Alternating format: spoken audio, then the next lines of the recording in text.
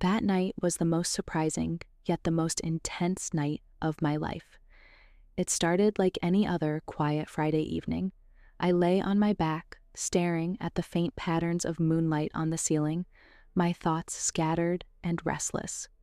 I felt lonely because my husband, Henry, was away on a business trip for the next 2 months. He had already been gone for 3 weeks. It was only when the soft creak of the door broke through the stillness that I realized I wasn't alone. I sat up slightly, squinting toward the faint figure in the doorway. My 19-year-old son, Alex, stood there, his broad shoulders outlined by the dim light from the hallway. He hesitated, one hand gripping the door frame as though it were the only thing keeping him upright. "Mom," he said quietly, his voice laced with hesitation. I rubbed my eyes, my heart already tightening at the sound of his voice. "Alex, what's wrong?" I asked. He didn't respond right away. Instead, he stood frozen, his shadow stretching across the room. Finally, he stepped inside, his bare feet making soft thuds against the carpet. There was something about the way he moved, hesitant, almost afraid, that made the air in the room feel heavier. "I couldn't sleep," he said, his voice barely above a whisper. I glanced at the clock on my nightstand, 2:14 a.m. Alex wasn't the type to wake me unless something was really bothering him. My chest tightened as I swung my legs over the side of the bed, motioning for him to come closer. "What's going on?" I asked gently. He hesitated again before sitting on the edge of the bed, his posture stiff, his hands clasped tightly in his lap. For a moment, I watched him, waiting, but he kept his gaze fixed on the floor. The tension radiating from him was almost palpable. "Alex, you can talk to me," I said softly. "Whatever it is, I'm here." He let out a shaky breath, his fingers fidgeting with the hem of his t-shirt. It's hard to explain," he said finally. "I've been feeling different, and I don't know what to do about it." His words sent a ripple of concern through me. I leaned forward slightly, my voice steady despite the knot forming in my stomach. "Different how?" He looked at me then, his eyes searching mine with an intensity I wasn't prepared for. "It's about someone," he said. "Someone I've been thinking about a lot. Someone you wouldn't expect." Relief briefly flickered through me. Maybe this was about a girl at school, a crush he didn't know how to handle. Alex had always been shy about his feelings, keeping them bottled up until they threatened to overflow. "Okay," I said, offering him a reassuring smile. "Who is it? Someone from school?" He shook his head quickly, his gaze dropping again. "No," he said, his voice barely audible. "It's not someone from school." "Then who?" I pressed gently, though a strange unease was beginning to creep into my chest. "Alex, you can tell me. Whatever it is, we'll figure it out." He took a deep breath, his chest rising and falling as if he were gathering every ounce of courage he had. "It's complicated," he said finally, his voice trembling. "I don't know how to say it. That night felt like a turning point, both overwhelming and deeply emotional. It had been a quiet Friday evening, but what unfolded left me questioning everything. "Alex," I said, my voice trembling, this can't be what you think it is." Before I could finish, he interrupted, his voice cracking under the weight of his emotions. "You don't understand," he said. "What I feel, it's not admiration or some passing phase. It's something deeper." I felt my heart tighten. "Alex, you're my son," I said, trying to stay composed. "What you're feeling isn't love, not the kind you think. It's something else entirely." "It is love," he said, his voice rising with frustration. "You're everything to me, Mom. You're the one who's always understood me, who's always made me feel like I matter. How can that not be love?" Tears blurred my vision as I tried to process his words.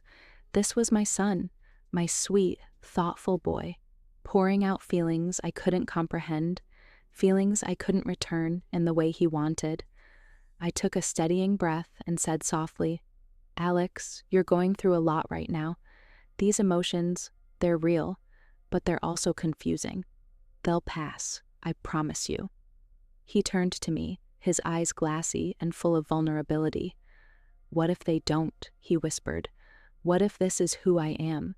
What if this is how I'll always feel? I hesitated, my throat tightening as I searched for the right words. Then we'll face it together, I said finally, my voice steady. You're not alone in this, Alex. We'll figure it out, one step at a time. For a moment, he just looked at me, the weight of his emotions reflected in his gaze. I don't want to lose you, Mom, he said softly. I can't lose you. You won't, I replied, my voice firm. No matter what, I'll always be here. Trying to ease the tension, I gestured to the space beside me. Why don't you stay here tonight? Maybe it'll help you relax. He nodded hesitantly and climbed into bed, keeping a respectful distance. I pulled the covers over us and whispered, Good night, Alex. Good night, Mom, he murmured with a faint smile. The silence that followed was heavy but not unbearable. It was a silence filled with unspoken emotions and fragile hope. As he drifted off to sleep, I lay awake, wondering what the future would hold. I hoped time would bring clarity and healing, but deep down, I knew this was only the beginning of a journey we would have to navigate together. The clatter of a chair in the kitchen jolted me from my thoughts.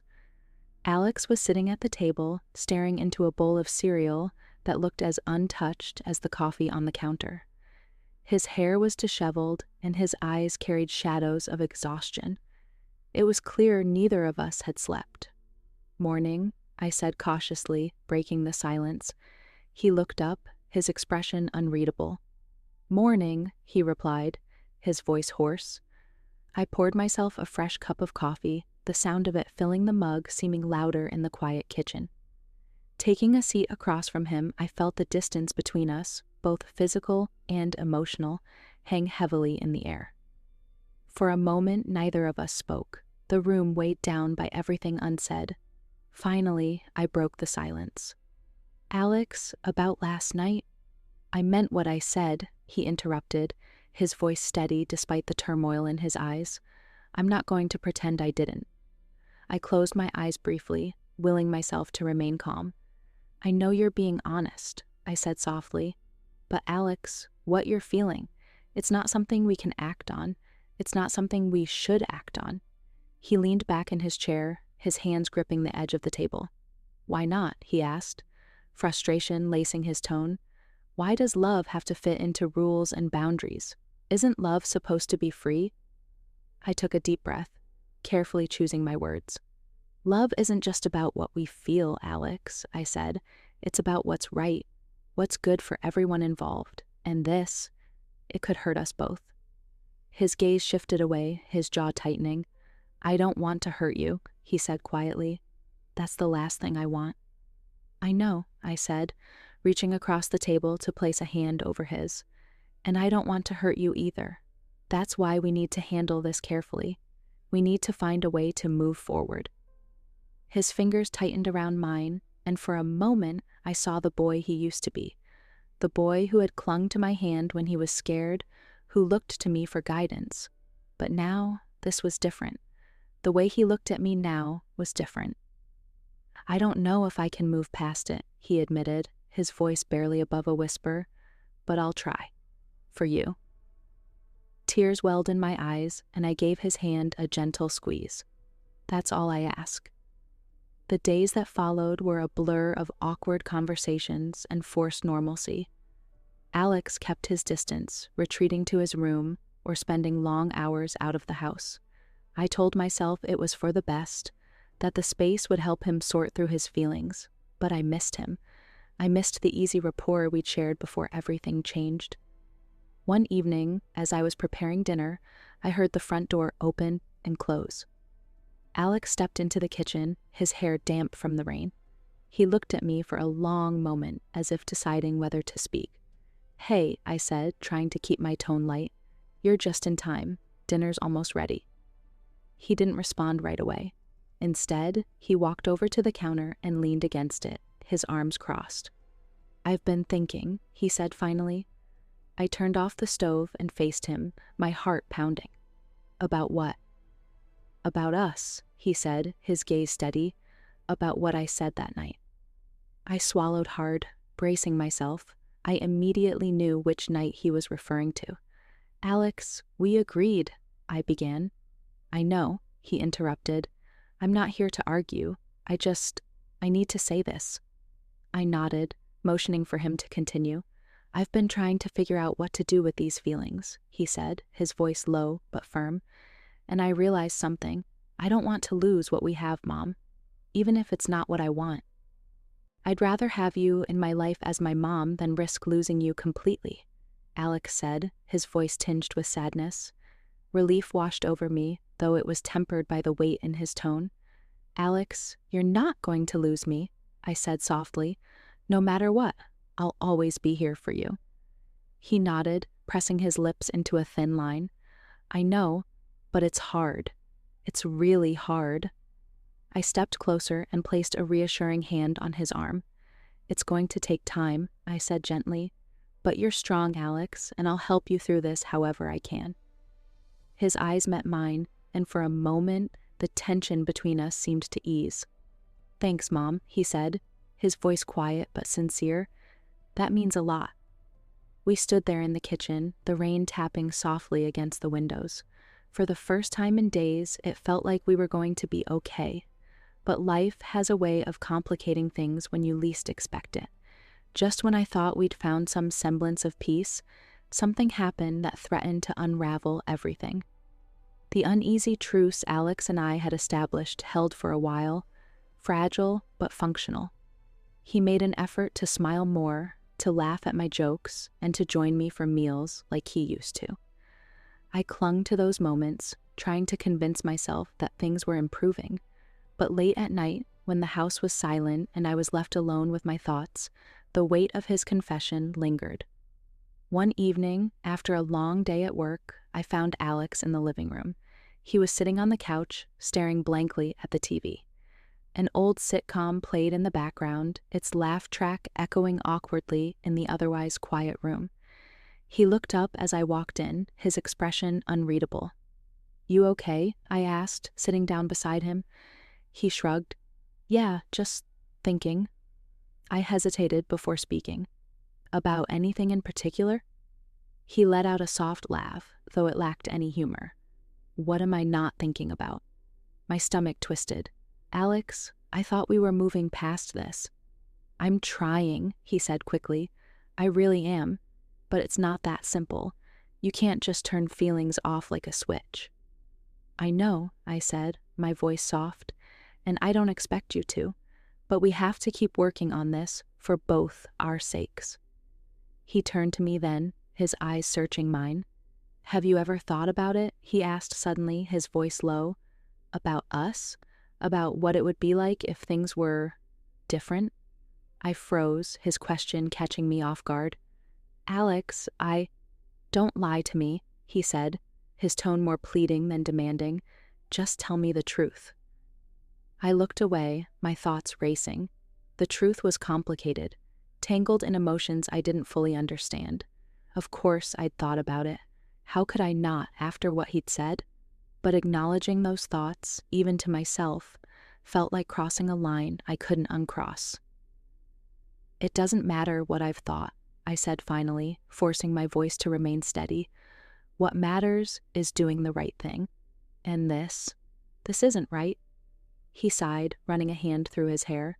I know you think that, but what if— No, Alex, I said firmly, cutting him off. There is no what if. We're not going to have this conversation. He stared at me for a long moment, his expression a mixture of frustration and sadness. You're scared, he said finally. Yes, I am, I admitted, because this isn't just about you or me. It's about everything we've built, everything we stand to lose. He didn't respond, and the silence that followed was deafening. Finally, he stood, his movements stiff and deliberate. I'm going for a walk, he said, heading for the door. Alex, wait, I began, but he was already gone. The hours that followed dragged on, each minute stretching into eternity. The quiet of the house felt heavier than ever, and I couldn't help but wonder if we could truly find a way forward. I sat by the window, watching the street, worry mounting with every passing moment. Alex hadn't returned, and the hours dragged on like an eternity. It wasn't until nearly midnight that I finally heard the door open. Relief washed over me as I saw him step inside, soaked from the rain. "Alex, where have you been?" I asked, my voice trembling. "Walking," he said simply, shaking the water from his hair. I hurried to grab a towel from the bathroom and handed it to him. "You're going to get sick," I said, my worry spilling over into irritation. "You can't just disappear like that." He sighed, running the towel over his face. I needed to clear my head. "And did it help?" I asked, crossing my arms. He looked at me then, his eyes dark and unreadable. "Not really." Something in his tone made me pause. I stepped closer, lowering my voice. "Alex, we can't keep going on like this. It's tearing us both apart." "I know," he said, his voice barely above a whisper, "but I don't know how to stop." "Maybe we need help," I suggested. "Someone to talk to, a therapist." His lips twisted into a bitter smile. "You think a therapist is going to understand this?" "They might," I said, though I wasn't sure I believed it myself, "or at least help us figure out how to move forward." He shook his head, the towel slipping from his hands to the floor. "No one can fix this, Mom. No one can change how I feel." His words hung in the air, heavy and unrelenting. I wanted to argue, to tell him he was wrong, but I couldn't. Deep down, I knew he was right. The worst part was that I hadn't been completely honest either. I was hiding my own conflicted feelings, trying to push them aside, but for now, I kept my mouth shut. The following days blurred into a mix of avoidance and awkward conversations. Alex tried to act normal, but the tension between us was undeniable. Every interaction felt like walking a tightrope, and I couldn't shake the feeling that something was about to snap. That moment came one evening as we were cleaning up after dinner. Alex had been unusually quiet all day, his movements tense and deliberate. As I loaded the dishwasher, he leaned against the counter, watching me. "Mom," he said suddenly, breaking the silence. His voice carried a tremble. "I need to tell you something." I turned to face him, my heart pounding. "What is it?" "I can't do this anymore," he said, his voice cracking. "I can't keep pretending everything's fine." "Alex, we've talked about this," I began, but he shook his head. "No, you don't understand," he said, his voice rising. "I can't just turn off how I feel. I can't keep pretending I'm okay when I'm not." "Then what do you want me to do?" I asked, frustration bubbling over. "What do you expect me to say?" "I don't know," he said, his voice breaking. I need you to see me, to understand how much this is tearing me apart." "I do see you," I said, my own voice trembling. "I see you every day, Alex, and it breaks my heart to see you like this.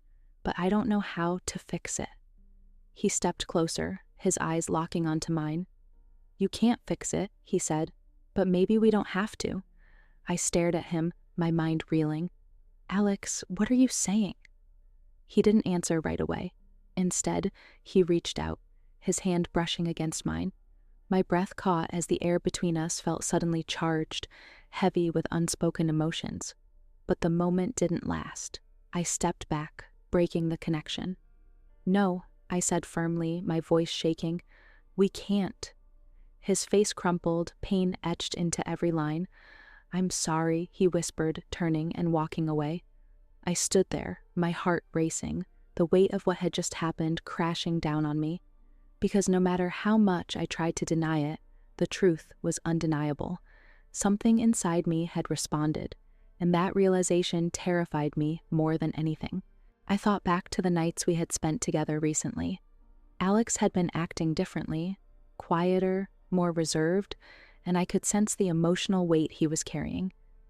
The days after our conversation in the kitchen felt like walking through a storm, unpredictable and overwhelming. Alex and I avoided each other more than ever, and when we did cross paths, the silence between us was deafening, speaking louder than words ever could.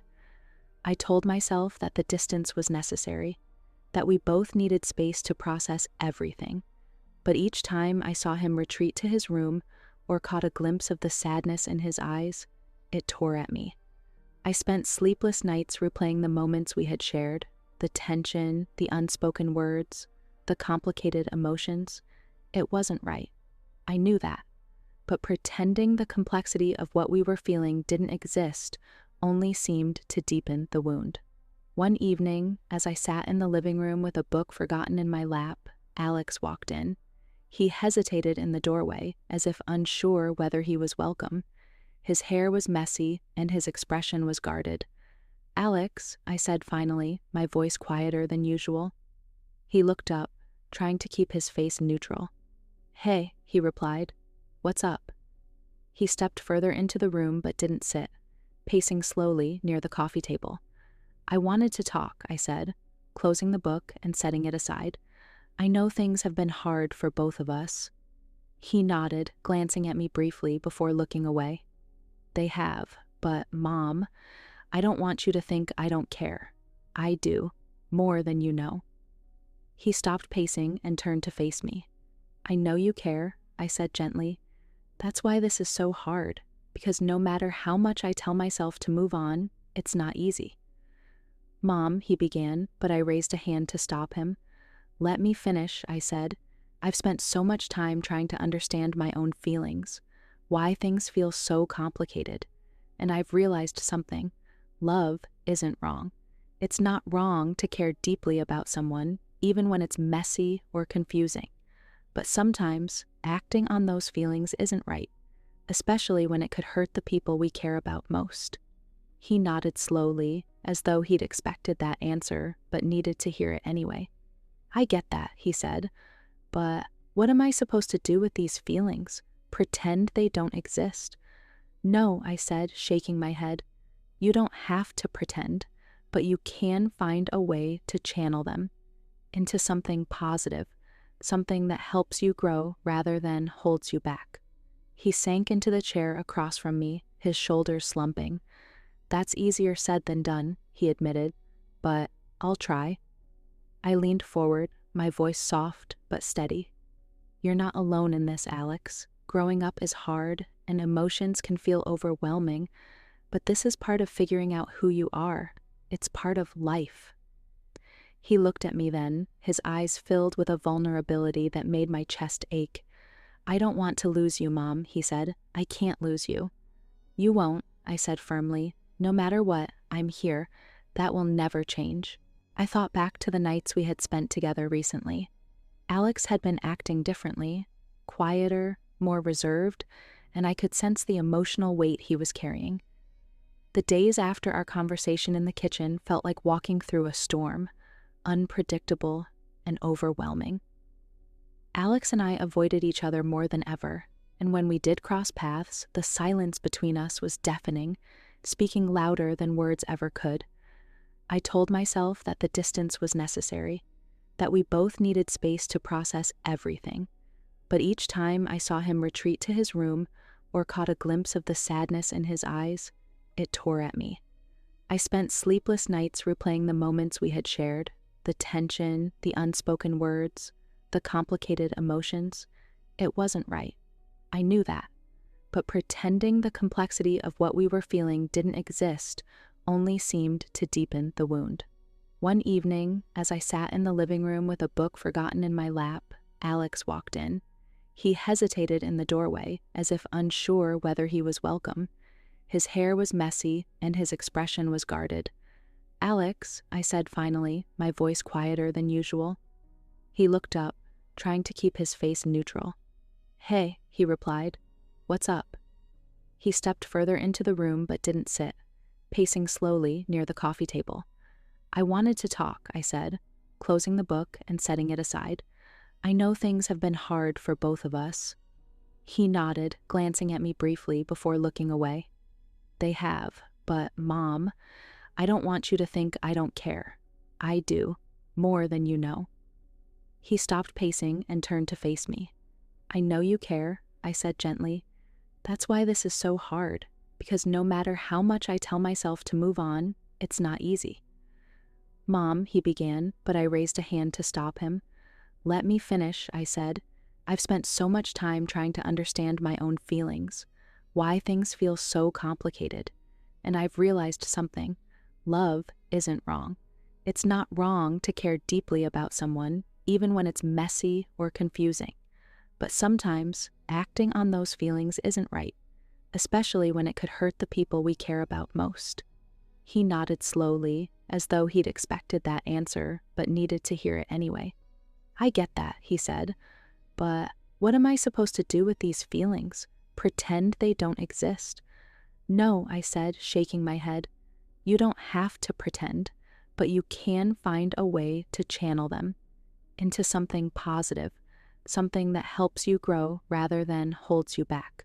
He sank into the chair across from me, his shoulders slumping. That's easier said than done, he admitted, but I'll try. I leaned forward, my voice soft but steady. You're not alone in this, Alex. Growing up is hard, and emotions can feel overwhelming, but this is part of figuring out who you are. It's part of life. He looked at me then, his eyes filled with a vulnerability that made my chest ache. I don't want to lose you, Mom, he said. I can't lose you. You won't, I said firmly. No matter what, I'm here. That will never change. That moment, without Alex noticing, my heart raced in my chest. The weight of unspoken emotions pressed down on me, and I realized how much I had been holding back. I decided that I needed to clear the air, to speak honestly, and to set things right for both of us. Alex, I began, my voice trembling slightly, those moments, the ones where I've tried to comfort you, they weren't just for your benefit. They were complicated for me, too. His eyes widened in surprise. What do you mean? He asked cautiously. I hesitated, taking a deep breath before continuing. I mean, I've been confused too, I said, my voice barely above a whisper. I've been trying to figure out my own emotions, but I know one thing for sure. What we're feeling, whatever it is, it's not something we should act on. It's not right, Alex. He stayed silent for a long moment, his gaze dropping to the floor. When he finally spoke, his voice was soft. I know, Mom, but it doesn't make it any easier. I nodded, feeling a pang of sadness. I understand that, and I'm sorry you're struggling with this, but we have to focus on healing, on finding a way forward that's healthy for both of us. Alex nodded reluctantly, his shoulders slumping. I just don't want to lose you, he said quietly. You won't, I assured him, my voice steady. We'll work through this together, step by step. But for now, let's get some rest and take things one day at a time. He agreed, and we both retreated to our nightly routines, brushing our teeth, changing into pajamas, and trying to settle the restless thoughts swirling in our minds. When he came to the bedroom, I opened the sheets for him, a gesture of comfort and familiarity that had come to define our recent nights. Let's make sure we get some good sleep and talk about everything tomorrow, I said, offering him a small, encouraging smile. All right, he replied, his tone subdued but understanding. As the room darkened, the silence stretched between us, heavy with unresolved emotions. My mind spun, replaying the events of the past few weeks and questioning every decision I had made. I told myself that time and open communication would help us navigate this storm, but doubt lingered in the back of my mind. Over the next few weeks, life seemed to settle back into a sense of normalcy.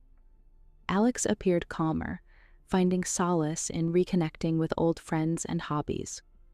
His father's return provided a layer of stability, and I threw myself into daily routines, hoping they would ground me. Yet, beneath the surface, an undercurrent of tension remained, a reminder of the complex and difficult journey we were still on. We haven't talked openly about that night since, and I've kept these feelings bottled up, unsure of what to do next. Sharing this story is my way of processing the whirlwind of emotions and seeking understanding. It's been a confusing and overwhelming time, but I'm holding on to the hope that time will bring clarity and healing.